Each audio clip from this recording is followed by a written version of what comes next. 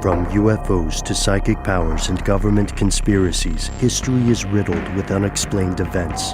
You can turn back now or learn the stuff they don't want you to know. A production of iHeartRadio.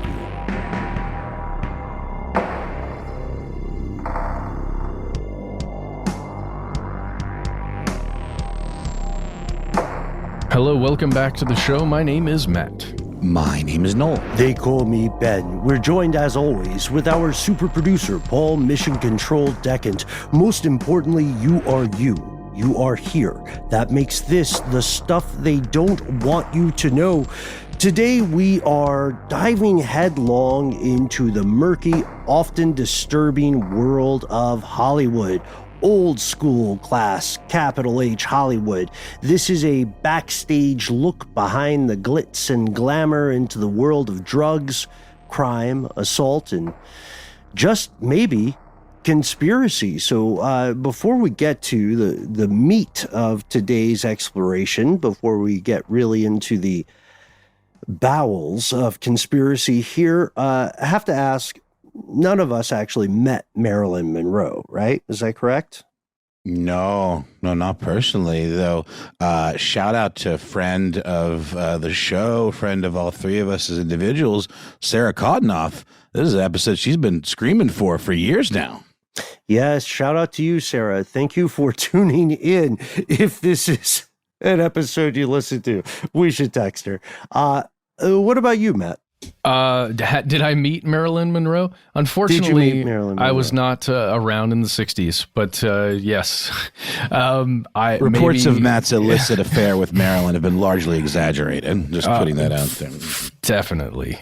So confirming, I can only imagine the same is true for Paul, Mission Control Decant. And if you are listening to today's episode, statistically, you probably never met the Hollywood icon Marilyn Monroe in person. However, you are almost doubtlessly aware of this person, even if you live in a community where you've never heard the name or seen the films. You have seen some image of this individual. And this individual, as we have clearly established here, passed away. Even today, questions remain about the nature of this person's demise. There are, you might be surprised to find, many active conspiracy theories about just what happened to Marilyn Monroe. So here are the facts. If you recognize this person, kind of the harbinger of the blonde bombshell trope, right? Marilyn Monroe is a U.S.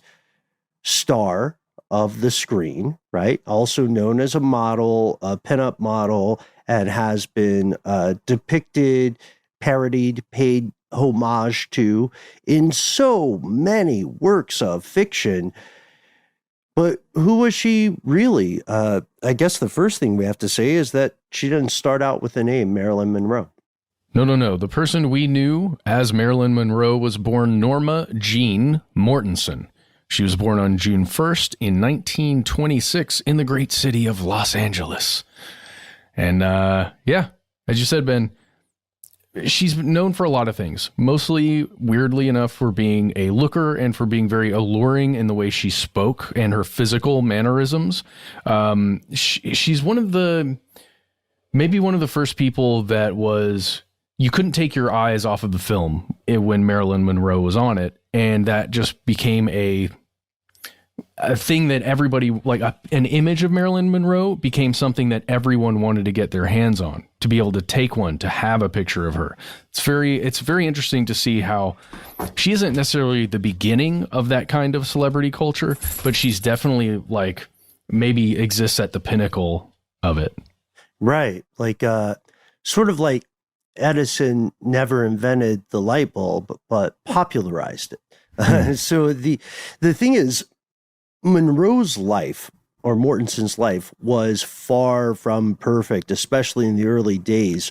She would later take her mother's name, Baker, for a time, and her mother equally had a difficult life. She was frequently confined to an asylum, and so Norma Jean was raised by no less than 12 different sets of foster parents, some of whom were abusive, and for a time she was living in an orphanage. She also didn't know that she had siblings for quite some time. She learned that she had a sister when she was about 17 or 18. It was tough. You know, if you looked at this person as a juvenile, you would probably have a hard time connecting that individual to the icon of stage and screen. She suffered from a stutter in childhood, which is likely a result of the abuse she suffered from multiple fosters, multiple guardians. And so when she's a kid, watching films becomes a way to escape from the grim realities of life.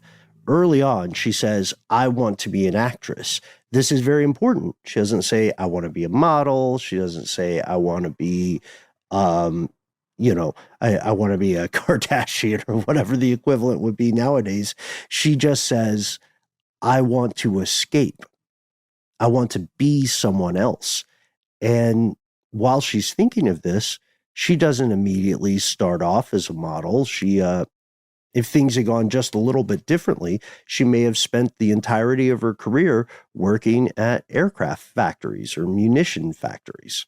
Right, which is where obviously she was when she kind of got her big break, I guess, or at least if you want to go and see pictures of pre-icon Marilyn Monroe, you can see her working in some of those factories as a part of kind of a photo shoot of like women in the workforce. And she ended up marrying somebody who was working that job along with her, or at least in the factory. But they didn't last too long. Right after World War II, they separated, divorced. And here's the thing. At that time, when she had her first marriage, she was very young, only 16 years old. That's right. Her husband at the time was 21, which is problematic by today's standards. She married to avoid being sent back to an orphanage. So this was definitely a marriage, a sort of a functional marriage for her anyway. The marriage was not a success, but it did lead her to move in with in-laws when her husband was deployed into the Merchant Marines in 1944. That's when she started that job, working in a munitions factory in Van Nuys, and met this photographer fellow named David Conover, who was sent by the U.S. Army Air Force's first motion picture unit to take pictures of women working in the workforce. It's sort of like a Rosie the Riveter kind of like campaign. You know, the idea that, well, while the men are away, the women take up their hubby's mantle, you know. And I'm just speaking in the parlance of kind of the tone of these ads. Yeah, it's propaganda, right? Yeah, it's absolutely. You're absolutely right, man. It's a propaganda photo op, and her specific photos didn't make the cut for that propaganda push. But as a result of that interaction, she ended up quitting the factory altogether to work as a model for this photographer you named, Noel, David Conover, and some of his friends.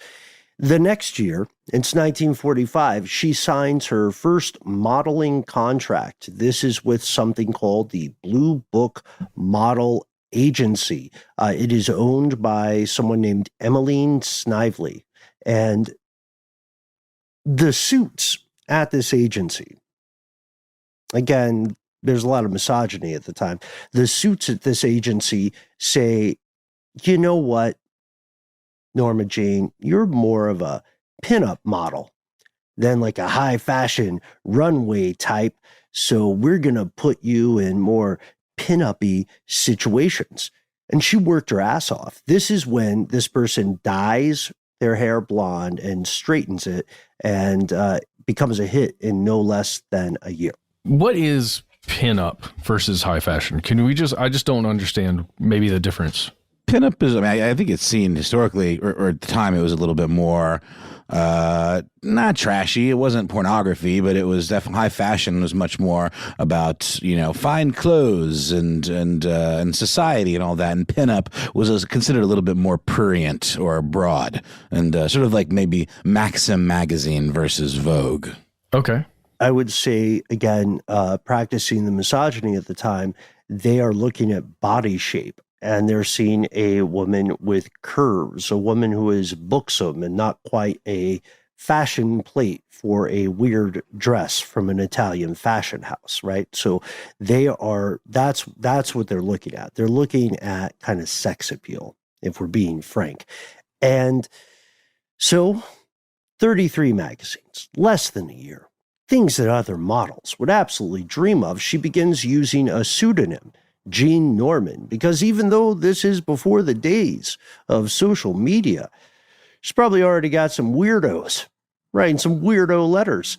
Through her boss, the Blue Book agency owner, Emmeline Snively, Monroe gets a contract with an acting agency. Let's remember, this person always wanted to act since childhood. This leads to a contract with 20th Century Fox, which is still around today. She starts to pick up the name Marilyn Monroe around this period. And shortly after this, like you alluded to, Matt, she divorces her first husband. This guy was not on board with her new career. He was also a merchant marine. You could write a book about her early childhood, her rise to fame, her subsequent career. Many, many people already have. Not all of these books encounter the same rigor of scholarship, which we'll see soon. But as a result of that, we're going to stick to high-level points. Her first film appearances are what you could call bit parts, dare I say eye candy, in things like Dangerous Years, 1947. And my favorite film title in today's episode, Scudda-ho, Scudda-hey, 1948. I've never seen it. Is that some kind of military, like, hoo-ah kind of like thing? That's what it strikes me as, like some sort of exclamation that might be used in a branch of the armed forces. Scudda-ho, Scudda-hey. It's just fun to say. It certainly is, and it's fun to rhyme. And she was pretty immediately successful as a model, if not right away, the Hollywood icon that we know today. And to her credit, Monroe did not give up, even when she had to switch studios, and she would go to these acting conservatories, acting labs, and so on, and the teachers would tell her in candid terms that they were unimpressed. Her breakthrough doesn't arrive until 1949. She returns to modeling part-time, and from like 49 to 52, she's still modeling. And she's done some topless work in the past by this point, and she's landing supporting roles in multiple films, a lot of comedies, as the very sexy person in the comedy. Oh, yes. Many a comedy she was in. Also, many a soldier's bunk area she was in. No, I don't know if that's the right way to say that. No, it is. You're right. No, I mean, if you think about like the Shawshank Redemption, or the short story that it was based on, Rita Hayworth and the Shawshank Redemption, the Stephen King short story from different seasons, it's all those pinup girls were posters in a lot of ways, and they were the kinds of things you'd see in sailors, bunks and all of that stuff. And it's a very important part of the plot of that story, because it was such a common thing to see. Yeah, I don't know what regulations the military has for having that kind of imagery up around. I don't know if it's encouraged or discouraged. I think it was just part of it, Yeah. So that time. So I'm being jokey about it actually being up in the areas where soldiers slept. But she was very popular with soldiers. There was something almost, I don't know. I can imagine it in the minds of some of the people running the military as having someone like that, an icon like that resonates so much with so many troops, as being almost a patriotic symbol in some way of how great America is. Can you guys, I feel like that might be true. You're 100% correct. the United States, I should say, has always had two primary exports: culture and warfare. Those are the two biggest, and there's no arguing about it.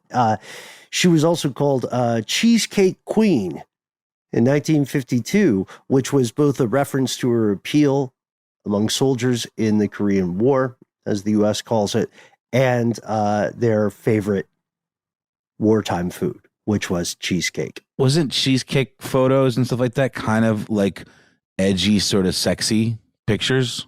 It's all part. Fingers on a hand, man. You nailed it. Of actual cheesecake? Or No, it's like a term. It's like guys. No, I think it's just the term came to refer to kind of pictures you might hide in your sock drawer, you know? Okay. From mom or something There was like that. this, yeah, it wasn't overt as much as it was, naughty. It's a little bawdy, right? Like, ooh. Yeah, think pin up to burlesque what stripper is to pornography, maybe. Yeah, that's all right. Yeah, that we could drive that one around the block. She Monroe networked a lot, and with publicists and any actor. Any working actor who is a fellow conspiracy realist, the game. A lot of it is socializing and small talk and the BS horse trading. She also dated extensively and often ended up dating directors like Nicholas Ray, other actors. Makes sense. You're in the same industry, right? So Yul Brynner of the King and I fame. Sports stars. Mm-hmm. Joe DiMaggio, yeah. Former baseball star, but like Beckham now, he still had a lot of public attention. Her dating Joe DiMaggio, whom she would later go on to marry for a short time, one of the best modern analogs would be, imagine if Scarlett Johansson was dating LeBron James in terms of public attention, right? Yeah, or I was even going to say, like, to me, the closest equivalent we have to a Marilyn Monroe in terms of just the attention and the tabloidiness is Taylor Swift. Taylor Swift is just absolutely massive in terms of her broad appeal, has, rabid loyalist kind of fans, and also famous kind of public, dating situation that she acknowledges all the time and has written songs about it and stuff. And it's just like everyone wants to know who's Taylor going to date next or whatever. Yeah, that's why I just had to, amicably turn her down. I just, why don't we just write a song written about you, man? Why don't we just write a song together? Yes. Like we don't have to do the dating thing. Anyway, Marilyn Monroe encounters global success, and along with this success comes scandal. She does have those earlier topless modeling shoots. She artfully avoids being canceled for those in a very puritanical environment. But the whole time in her life, in her professional life, she wants to be more than just a pretty face. She wants to be taken seriously as an actor. That's one of her childhood loves. And, it bothers her a little bit that she's often typecast as a sex symbol in these comedy films. Over the next decade, it's fair to say that she encountered a wealth of highs and an ongoing tide of lows. She marries Joe DiMaggio for a couple of months. She's in tons of films, tons of model shoots. She divorces Joe DiMaggio, and she marries Arthur Miller of Crucible fame. She wins a Golden Globe. Like this kid's a big deal. But she also starts to encounter some troubling health problems. Yeah. One can only imagine what happens to your mind when you reach that level of fame. And often we have seen in the past, it has negative effects on just, I would say, overall mental well-being. Oh, yeah. And this is not something that Marilyn was immune to. She began seeing a psychiatrist out in Los Angeles in 1959, a guy named Dr. Ralph Greenson. And she had some complaints about some stuff that in my mind, you would say to a psychiatrist or maybe even a therapist, like, I need help with my insomnia. I really can't sleep very well. And I need some medication either for that or maybe for some other problems that I'm dealing with.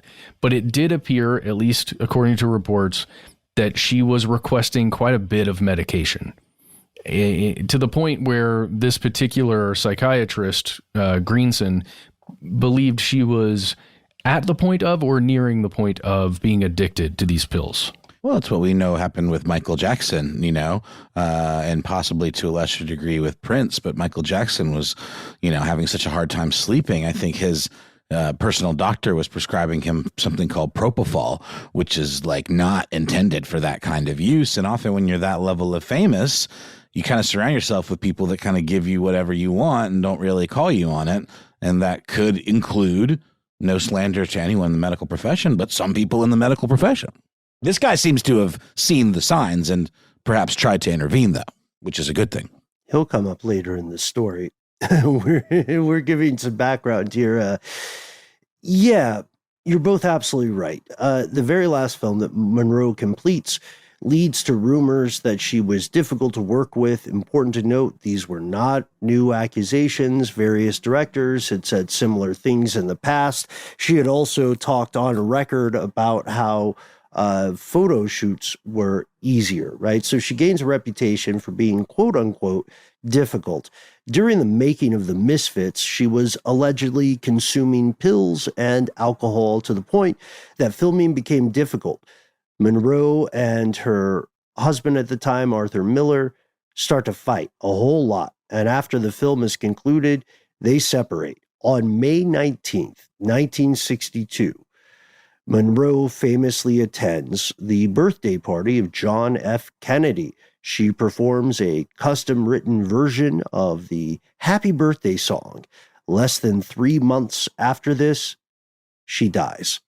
I always kind of assumed that she just sort of riffed that version, that it was sort of like off the cuff. Do you have any more info about this specially written version? That's fascinating to me.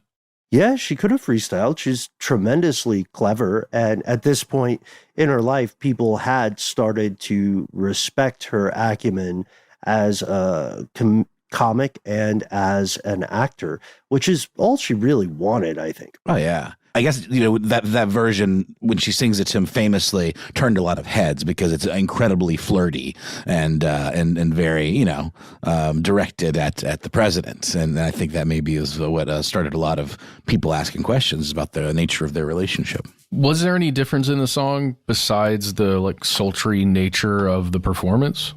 Just Mr. President. Mr. President part. Happy birthday, Mr. President.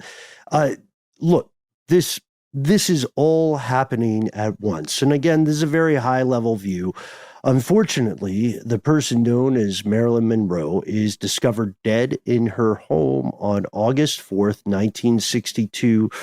The body is unclothed in a bed face down, holding a telephone in one hand. This person is only 36 years old. And I don't want to get on a soapbox here about the dangers and stupidity of deifying celebrities who are only other human beings. But I do want to say that this attention that you're describing, Matt, a bit is part and parcel of what can lead people to an early death. Folks make these concepts of real humans and put them on a pedestal just to watch them crash and then act all scandalized and surprised when it happens because these people have been continually hounded throughout their lives. The coroner's toxicology report is pretty interesting and says the official cause of death is acute barbiturate poisoning. And they say it cannot be accidental. They say the dosages are well over the lethal limit. The dosages would have been known to this individual. In other words, they're saying suicide. They're saying Marilyn Monroe took a bunch of pills on purpose and died. Barbiturates are like sedatives or, maybe you'd call them tranquilizers, kind of. Isn't that what those are? Yeah, the idea is that they were prescribed to her for insomnia by two separate doctors, as you had noted earlier, Matt. There were two doctors. We'll get into them in a second. They're at the root of some of these conspiracies, because as soon as this person passes away, again at only the age of 36, rumors start to surface. People are saying foul play was involved.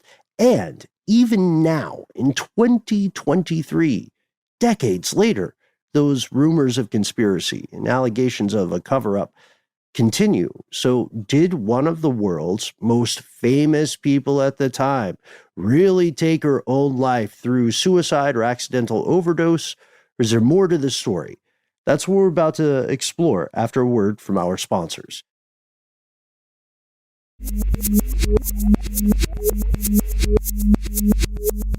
Here's where it gets crazy.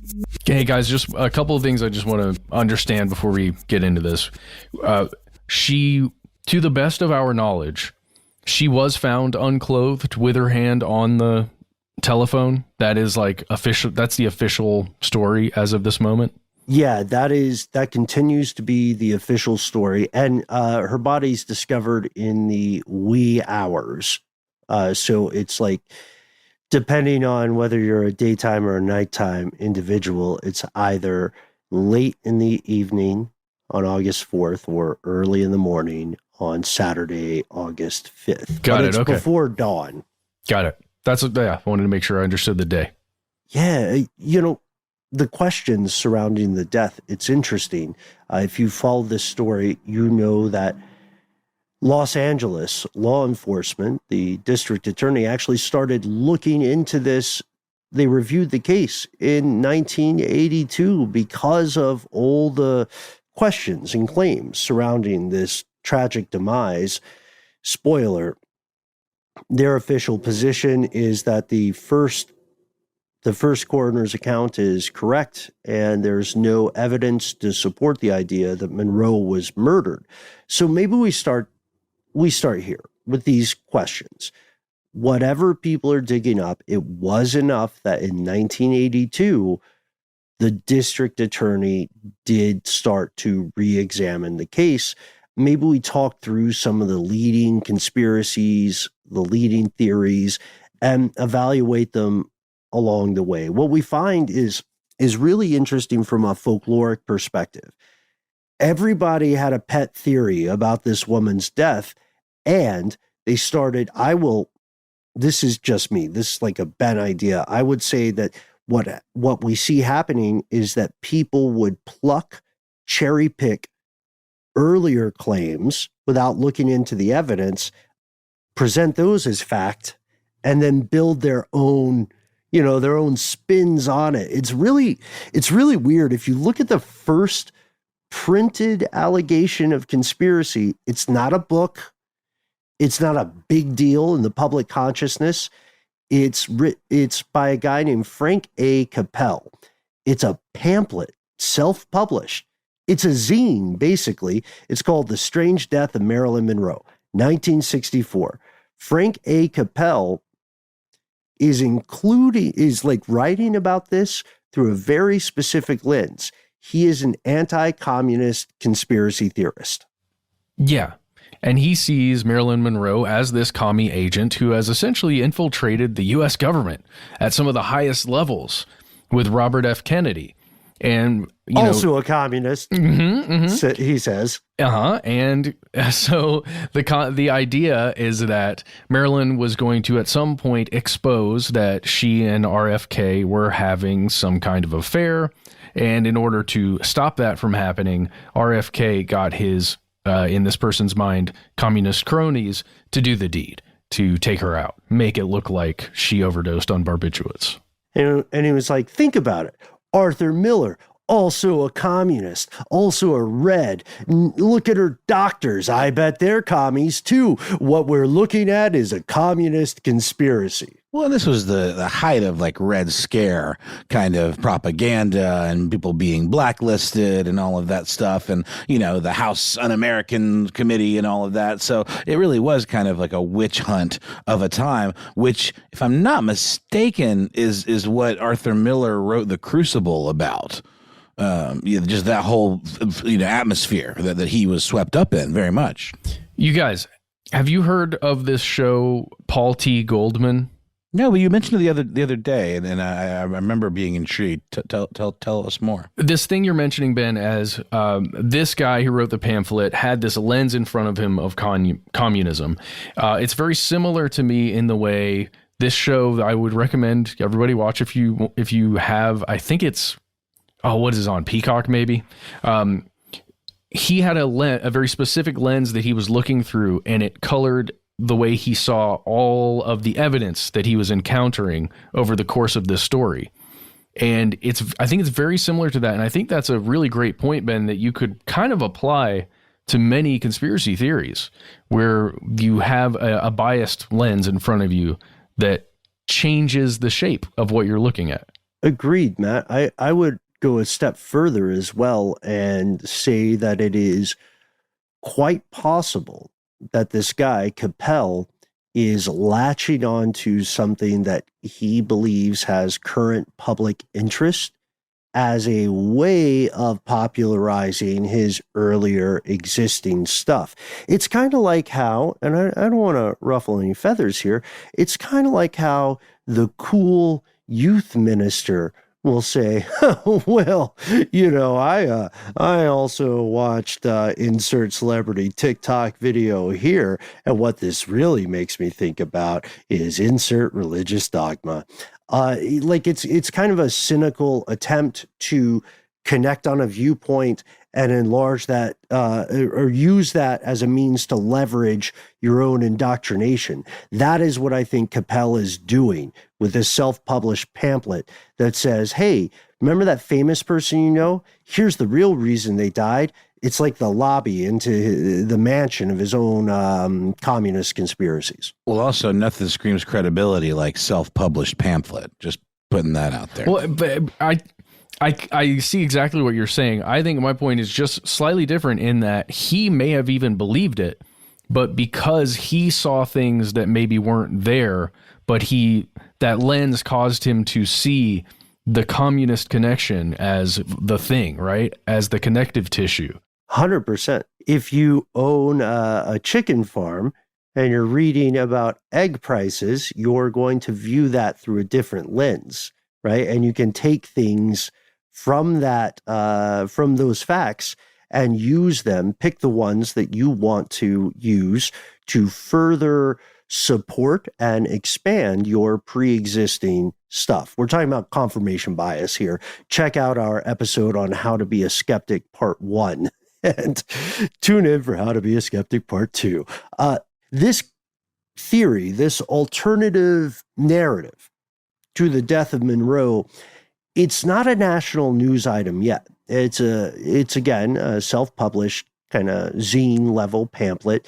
It takes the alternative narratives take more of a public stage when famous writer and famously not great human being Norman Mailer publishes Marilyn, a biography in 1973. And he brought up some other claims. He's another one of the guys who says Monroe had an affair with Robert F. Kennedy.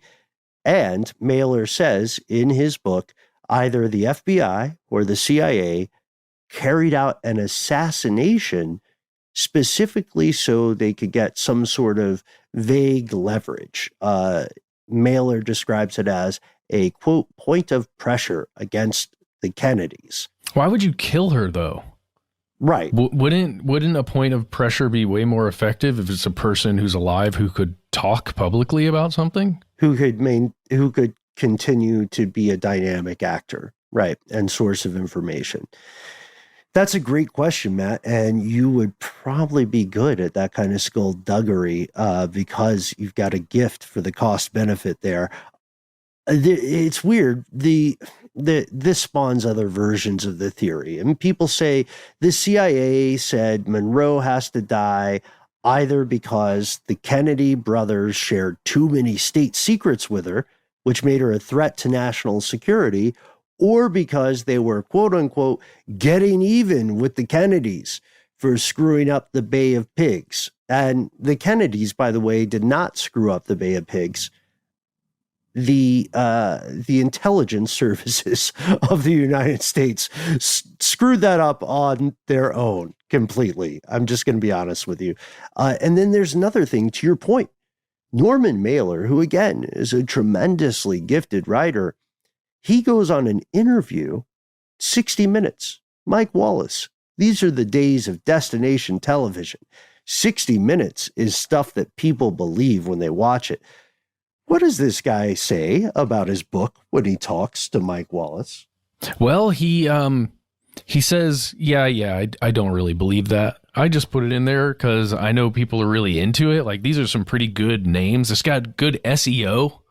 It's gonna sell my book, man. If I put the Kennedys in there with Monroe, with like maybe she was killed, CIA. Come on, man. These are all great words, great things to put in there to sell a book. Let me dance on these 3 graves, right? To move some books. Gross. But Ben, I mean, you kind of mentioned he's not a super great person. Is his reputation as a proper journalist like kind of in question pretty significantly? As a fiction author, he's good. As a person, fair enough. As a person, he's a piece of When you write a book titled The Person's Name, a biography, I think a lot of people are assuming the information in there is going to be true, or at least the author probably believes it, or would say otherwise.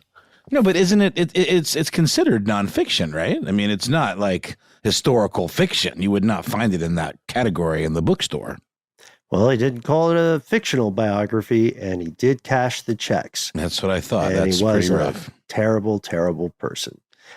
So it's crazy though, right? He openly says, I just made that, like, I just thought it would sell books. SEO, like you said, Matt. Still, the public is already hooked, you know? They're into these alternative narratives.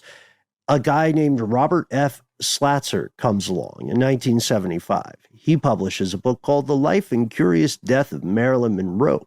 And in this book, all right, this guy's amazing.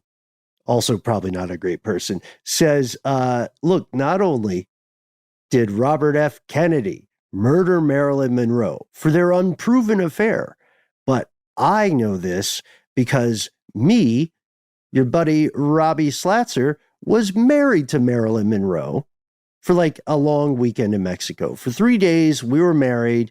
It was October 1952. It was a beautiful 3 days in October. Didn't work out, but we were close friends until she died. Buy my book. Jeez Louise. I mean, you know, again, to the point of what a life it must have been to be Marilyn Monroe in such a sexist society. I mean, you need look no further than all of the men that were there to pick up the pieces and benefit from her long after she was dead. Guys, what is the equivalent of a pamphlet these days? Would we say that's like a blog post? No, but really, like in just digital media, in terms of like the barrier to entry, right? You know what I mean? TikTok would qualify.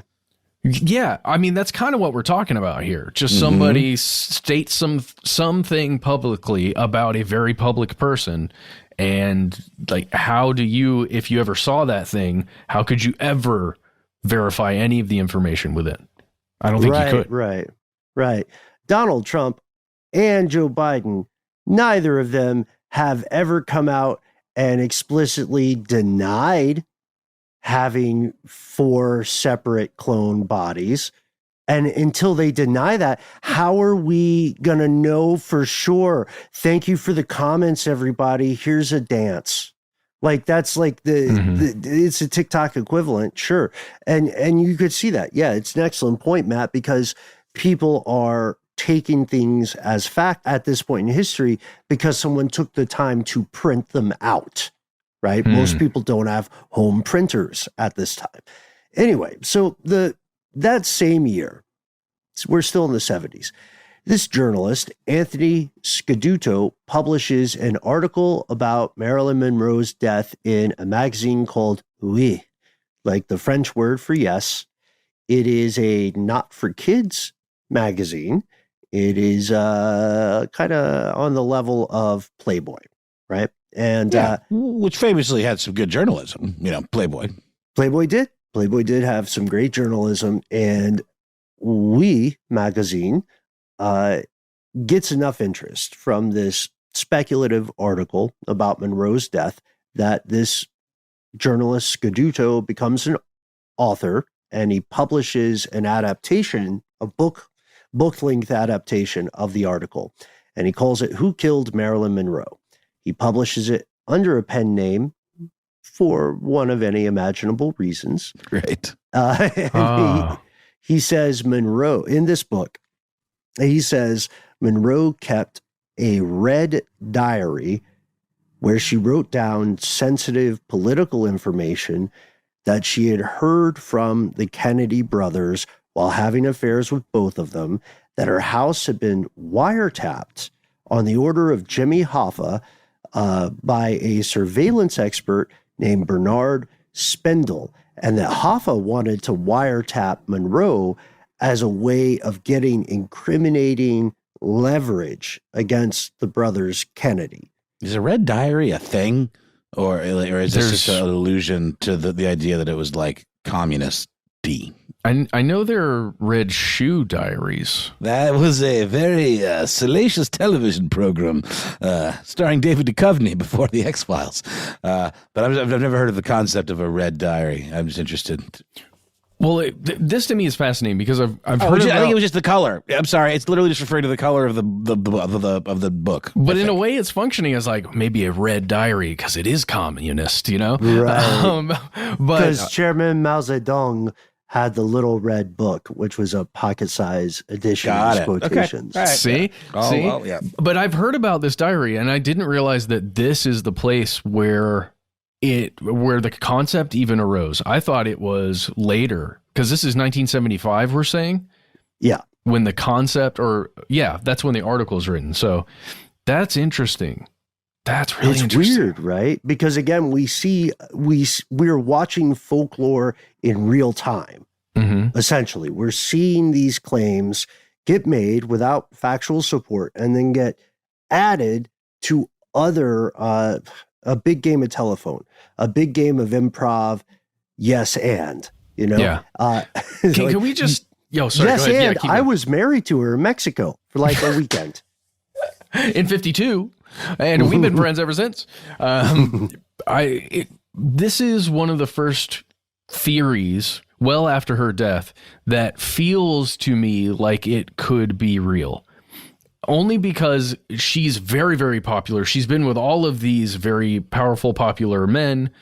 The Kennedy brothers are at that same level, right, of power and influence. It feels like them together doesn't feel strange, right? Either RFK or JFK. So I think in the popular mind, when that concept comes out that they're having affairs with her, and then using that as your pillar that the rest of your theory stands on, as she's hearing all kinds of stuff from them through pillow talk or whatever, nights out on the town, and then babe, I got to get on the phone with Kissinger. Yeah. Hold the nuclear football for me. Let me check. I checked recording earlier today. Let's see. He is still alive. And if he makes it to May 27th of this year, he'll be 100 years old. Oh, congratulations. Always got to check. Keep an eye on that guy. But I guess what I'm saying is this theory doesn't seem as outlandish as maybe some of the other stuff. I see what you're saying. Yeah, it requires a bit, it requires fewer kind of assumptions. It's a shorter bridge of what ifs and if thens. Let's fast forward. It's 1982. There's a private investigator, his name, Milo Spiriglio. He publishes a book called Marilyn Monroe Murder Cover-Up. he says, yes, all that other stuff is true. And furthermore, Monroe was actually murdered by Hoffa, cooperating with the mob boss, Sam Giancana. And Who this murdered guy, Hoffa? oh yeah, he's bringing Hoffa in. Yeah, because Hoffa had been mentioned in a previous book as well. Well, I just mean Hoffa famously, disappeared and was probably murdered by the mob too. It's just conspiracies upon conspiracies. Mm-hmm. Just so. And so this guy, Spiriglio, his perspective leans heavily on that guy, Slatzer, famously married to Marilyn Monroe for 3 days in Mexico, and Scaduto, who famously brought up Hoffa as well. But Spiriglio's got to sell his book, right? So he's got another angle on this, and he says, I spoke exclusively with a former employee at the LA County Coroner's Office. His name, Lionel Grandison. And my buddy Lionel has some interesting stuff to say. He says he saw that red diary and it disappeared. He said that there were bruises on Moreau's cadaver that were not mentioned in the autopsy. And this garners more stuff in the zeitgeist. The public conversation continues. The pressure gets too much for one reason or another. LA's district attorney says we're going to review the case. And as we noted in their review, they did not find any evidence that, in their opinion, could support murder charges. But if you already believe these conspiracies and you've just been buying these books and reading these things, then them saying there is no evidence from far enough away, it looks like evidence all its own. The absence of something becomes the evidence of what that thing is lacking. I don't know what I'm saying. Why has insert world leader here never come out directly and said that Bigfoot does not exist? Why are you afraid? Right? Like, it's that kind of thing. But the problem is, let's go back to the true crime angle, the wiretapping, right? The thing about wiretapping is if you are surveilling someone in that time, there's no cloud to upload stuff to. There's no encrypted server. You would be working analog. And we know this, Matt, Noel, you're both tremendously talented in the world of audiovisual stuff. So am I correct in saying that back at the time of Monroe's death, there would have had to be physical tape if you were wiretapping? Which take, it probably would have been, they would have been using some sort of like a Nagra type tape machine, which is like a small reel-to-reel machine that uses the same type of tape that you'd use like in a cassette or on like a larger format reel-to-reel, but they're smaller reels. So they could store more of them than they would like, say, large format reel-to-reel tape. But still, physical storage, absolutely necessary. But we also know at the time, tons of people were having tabs kept on them by the FBI, for example. John Lennon, famously Martin Luther King, the MLK tapes, a podcast that Matt, you worked on. So this was definitely just a time almost like East-West Germany kind of, divide where there was just this paranoia and this kind of thing was sort of par for the course just from, in that era. But if there were things at stake, the things that we're talking about here, like state secrets with national security concerns, you wouldn't suspect a private investigator to be the one carrying out that surveillance. No, you're right about that. You're right about that. Well, unless you needed plausible deniability, but that's a badger for another bag, I think. You're right. And the issue is that the wiretapping claims, okay, I'm not going to say they're categorically false, but we do know that the Manhattan District Attorney raided old Bernard Spindel's home in 1966, and they took everything. Gary Oldman style, everyone. They took everything. Spindle would later claim that he had, in fact, wiretapped the Monroe household, but there was no record of this on the tape. So now you have to kind of figure out, are you going to be skeptical? Are you going to be conspiratorial? Is that absence of evidence of a further cover-up? Or is the fact that 4 years had passed since her death and she's a very, well-known person, if you were wiretapping her, would you keep that stuff around? I don't know. Maybe you got rid of it. Maybe you did. Maybe it was, maybe someone got rid of it for you. And if Or we he go to sold our it. buddy, or sold it to a private collector in Hollywood. And there are a lot of creepy versions of those. Check out our episode on serial killer merchandising. That one still bothers me. So Lionel Grandison, this was the exclusive, right, from the coroner's office. He claimed there were all these cover-ups. On the autopsy, he said, "I've seen that notorious red diary. It's real."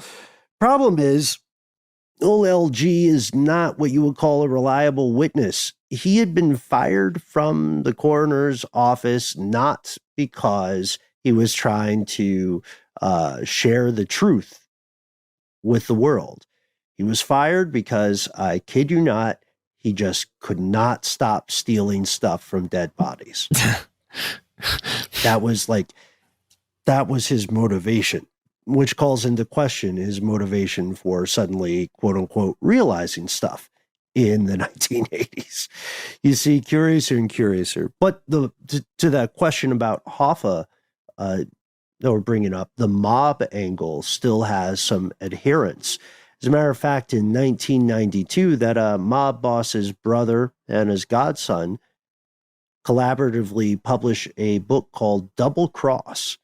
And in that book, they say that the CIA put out a contract on Marilyn Monroe's life because of her affair with Robert Kennedy, and that they have it on good authority that Giancana, the mob boss, accepted the contract and greenlit it.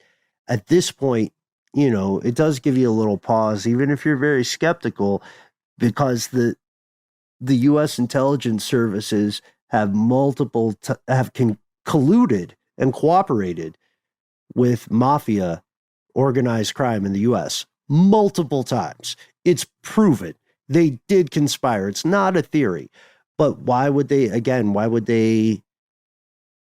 put out a hit on this Marilyn Monroe figure? I think we got to take a break for a word from our sponsors, and we'll come back to look at how these conspiracies continue to proliferate.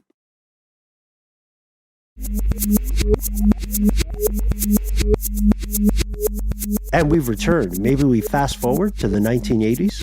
In the 1980s, a British journalist by the name of Anthony Summers published his take called Goddess, The Secret Lives of Marilyn Monroe, where he claimed that Monroe had serious substance abuse issues and was experiencing some form of mental breakdown, of psychotic episodes in the last months of her life. He claimed that Monroe had affairs not only with Robert F. Kennedy, but also with John F. Kennedy, and that she only threatened to go public when Robert ended their affair.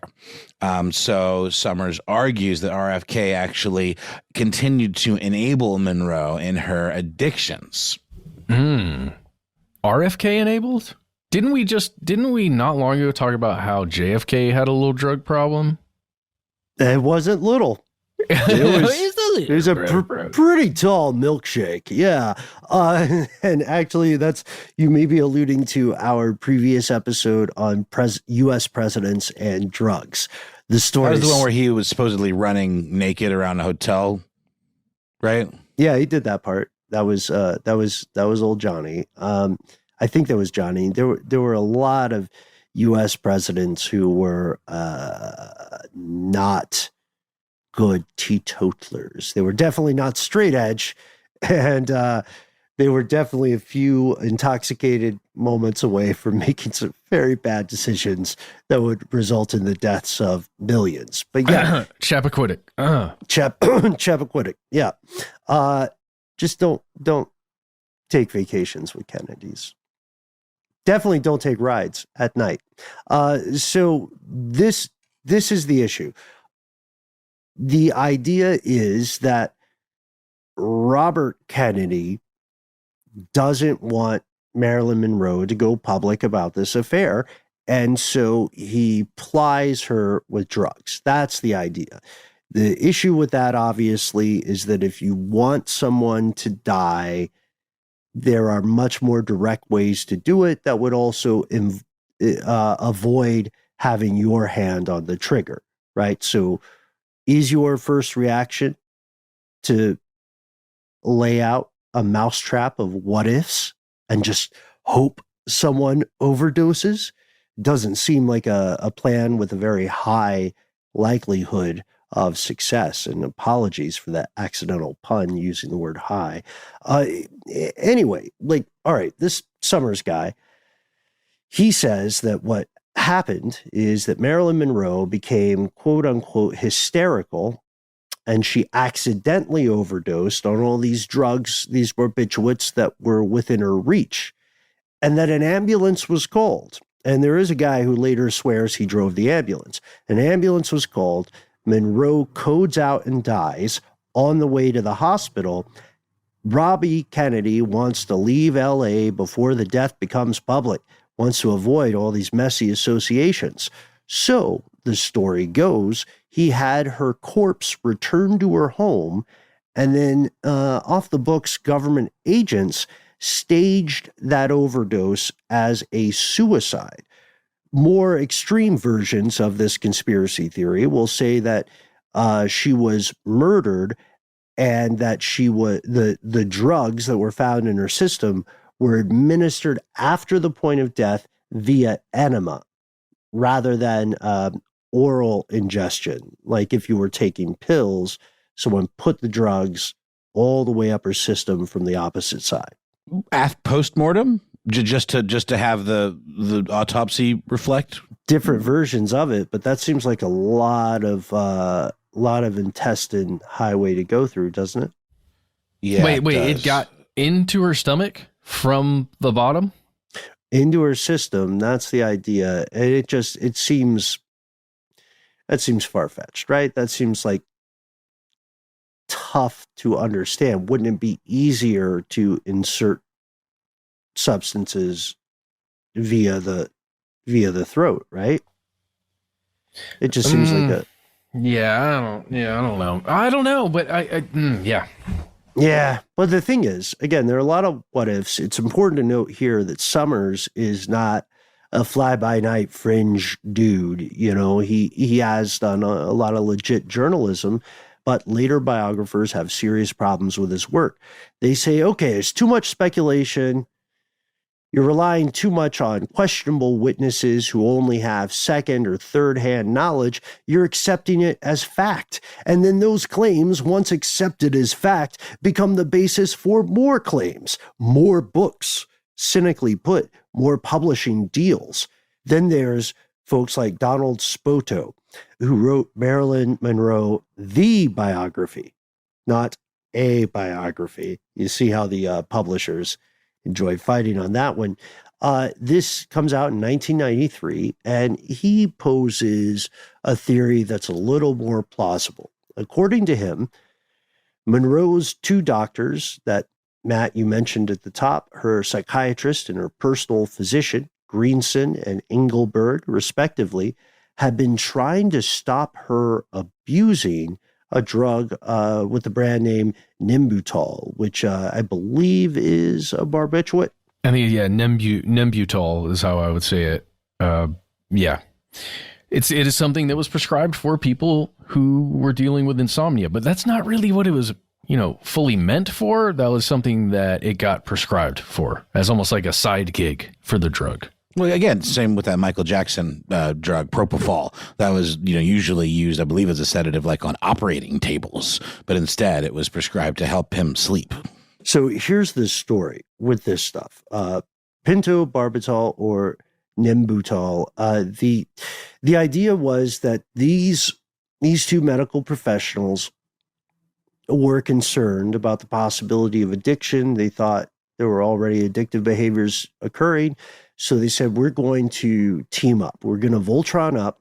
We're going to monitor our patient's drug use, and we'll crack a bargain. We are never going to prescribe this person anything unless we talk to each other, dude. You and me, we're going to talk and we're going to figure out what's appropriate, because this person might be telling us different stories to maximize the amount of prescriptions they can obtain. Apparently, again, according to Spoto, Monroe was able to persuade one of these guys, her personal physician, to break his promise simply by saying, oh, my other doctor, my psychiatrist, Greenson, agreed and said it's okay to prescribe, insert here to me, the Nimbutal. And she took several of these on August 4th, but she didn't tell that to Greenson, who prescribed her a chloral hydrate enema. And according to this biographer, it's the combination of those two drugs that killed her. So that's an accidental overdose. His argument is that those doctors then, with the help of the housekeeper, orchestrated the cover-up to save themselves from the consequences. Well, I'm just learning what that is. What is it? Chloral hydrate? Yeah. It's another sedative? It's for the discriminating animist in the crowd. Yeah. Got it. Okay, so it was too much sedative, basically. Right. Yeah. So an accidental overdose, it would have been. It's still used in the short-term treatment of insomnia. Got it. So if we step back for a moment, this is definitely, undeniably a tragedy. The majority of deaths are, but the conspiracies, again, seem built on some kind of shaky foundations. If you look at the timeline of the claims and you look at what's being purported as fact versus what can actually be proven, it's going to be startling, because I was guilty of this in the past. One of the biggest questionable things is the notion of the Kennedy affairs. The idea that Monroe was sleeping with both Johnny and Robbie Kennedy. Actually, it's tough to get that to bear up. They met, JFK and Monroe, for instance, only met 4 times, and 3 of those times were public meetings. So maybe we can just do a quick quote from Donald Spoto, which is, again, one of the preeminent biographers here. He says, quote, "No serious biographer can maintain the existence of an affair between Marilyn and the Kennedys. All we can say for sure is that the actress and the president have met 4 times, between October 1961 and August 1962. And it was during one of those meetings that they called to a friendly relation of Marilyn from a bedroom. Shortly after, Marilyn confided this sexual relation to her close relatives, insisting about the fact that their affair ended there." So the idea is they slept together once. Again, the idea that she was having an ongoing affair with both brothers concurrently has not been confirmed. I just, this Donald Spoto talks about no serious biographer. And I think I've been beating my head against this whole episode. Like, are any of these biographers serious? And what does it take to be a serious biographer? There's so many of these allegations that are in these mass-produced works, of quote-unquote nonfiction. I mean, can you just say whatever you want about somebody? Is there no estate that's vetting this stuff and that's filing lawsuits? I just feel like some of this stuff is so inflammatory and bordering on slanderous. I just don't understand how there's been no direct litigation or backlash into some of these claims. I mean, you can write around it, right? And say that they're claims of someone with whom you interviewed for this book, or that kind of thing, I don't know. And they knew someone who had been at the same ball game as Joe DiMaggio's second cousin, who in the restroom said there was some stuff up with the Monroe death.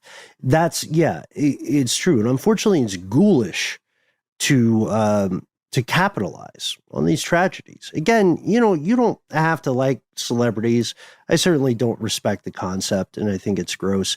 But if you're going to be a decent person, this is someone who is trying their best and at the age of 36, they died. And that's horrific, and it's happening now multiple times as we record this episode today. And due to the nature of society, the famous ones get more attention, whether or not there should be more attention. Like, think of, oh God, the statistics would be staggering if you looked at how many people in their 30s in 2022 died under questionable circumstances, and how little investigation was put into their deaths. I think that's another, I'm getting the look from Matt. Okay, that's another conspiracy, though. I'm just saying it. Anyway, back to Monroe. That's where the case remains today. The Kennedy-Monroe affairs have never been officially confirmed. They are treated as fact in the vast majority of narratives about this, and that is unfair to you as an audience member. They are at the heart of many conspiratorial narratives. And there have been multiple claims about discrepancies in autopsies. The idea is that these drugs were administered via enema, that they're going to fake a suicide with it. This stuff is not often taken seriously, but what we should take seriously is the fact that someone innocent died, right? And if you have struggled with addiction, or you know someone who has, then you know that there is a huge difference between an accidental overdose and intentional suicide, right? And furthermore, this leads us to another conversation that will come up in future episodes. Folks, what do you think? Was Monroe's death a tragic overdose? Was there something more to the story? Are there other celebrities or people of note that you believe were murdered in secret? I'm going to say yes. Our old buddy Dag from the United Nations, definitely murdered in a plane crash. No one talks about that one. Hammarskjöld? No, Dag Hammarskjöld. Yeah. Yeah. What do you think about this new Netflix documentary that came out last year? I guess relatively new. The Mystery of Marilyn Monroe, the Unheard Tapes. What did you think about that? Also, off mic, we were talking with Paul about this very inflammatory film, fictionalized account, I guess, or biopic or whatever, called Blonde, that, it was rated NC-17 famously. I think it got more press for that than actually being any good. So yeah, let us know if you saw that too.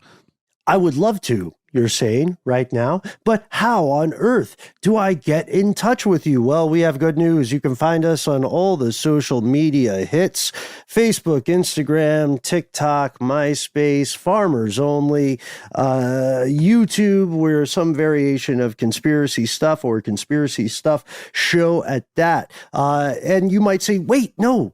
Don't end the show yet. I hate social media. I don't sip the social meds. I need to talk to you on the phone. I have a story to tell. Matt, Noel, can we help those folks out? Oh, boy, can we ever. 1-833-STDWYTK is the number to call. Matt, what do they do when they get us? Throw your phone out the window. That's step one. Step two is yell to your phone for about 3 minutes, whatever you want to say to it, and make sure you call yourself a nickname, something fun. Make sure we can hear it. I guess yell pretty loudly, and that's really all. Let us know if we can use your name and voice on one of our listener mail episodes. If you don't want to do that whole thing and it sounds like too much, why not instead send us a good old-fashioned email? We are conspiracy@iHeartRadio.com.